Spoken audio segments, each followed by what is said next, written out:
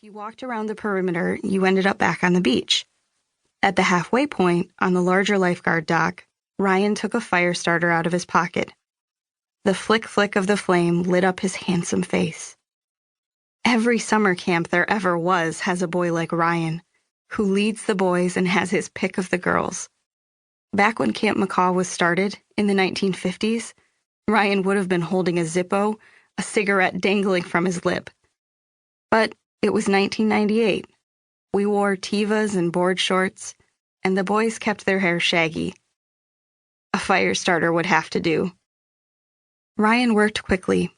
We were supposed to release our lanterns as close together as possible for maximum effect. As I neared him, I turned mine around, making sure my wish was pressed against my sweatshirt, because Ryan was the kind of guy who might lift it out of my hands to see what I wanted. He'd done it the summer before, in the middle of my crush. I hadn't dared to write his name then. Instead, I put down something silly about staying up on a windsurfer. He'd offered me lessons, but he didn't mean it. I was only another admirer then, one of many. Not this summer, though. I'd been bold and written down who I wanted. But instead of trying to read it, he leaned in close and said, "See you on the island later?" All I could do was nod as my heart jumped in my chest, like a frog caught on a hot road. He flicked the lighter. He lit the candle, and I held the lantern close to me for a moment, feeling the heat seep through the thin paper. I moved forward on the dock, waiting for it to start tugging in my hands. When it did, I lifted it up and let it go, watching it join the others as I rounded the docks and stepped back onto the solid ground. When all the lanterns were headed skyward, Margaux started singing Fires Burning in her sweet alto voice.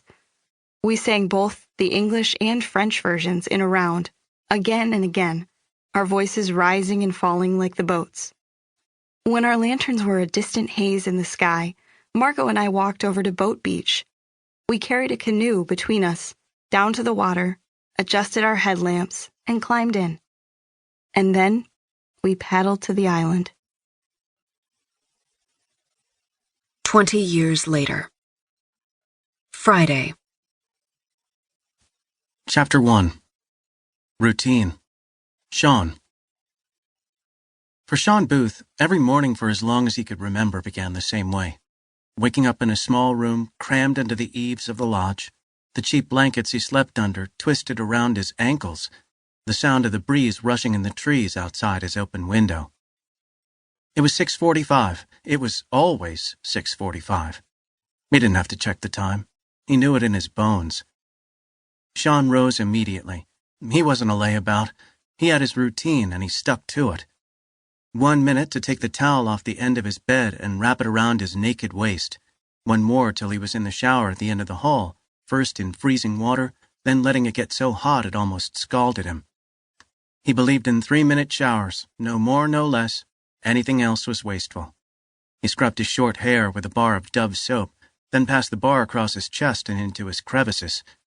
At 45, he had more of those now than he used to, but everything else was pretty much the same as it always was. He turned off the shower, brushed his teeth, and was back in his room at 6:52.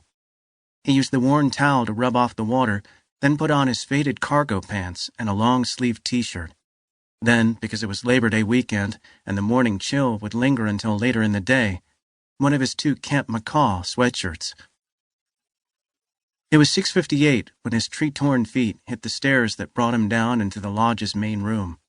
The smell of scrambled eggs and slightly charred toast greeted him before he hit the last step. He waved to Amy in the kitchen, the only kitchen staff left now that the campers had all gone home. She was still there because of the guests who would be arriving soon. He pushed open the creaking screen porch door. The sun was bright, but there was still a touch of frost on the grass. It needed mowing, but he was going to have to wait until the day steamed the moisture away before he could climb onto his ride mower and cut it back. He walked to the end of the wooden porch and surveyed the open-air courtyard. The tetherball court, the craft shop on the other end, the path to Boat Beach and Swimming Beach. The 100-year-old pines gave it a closed...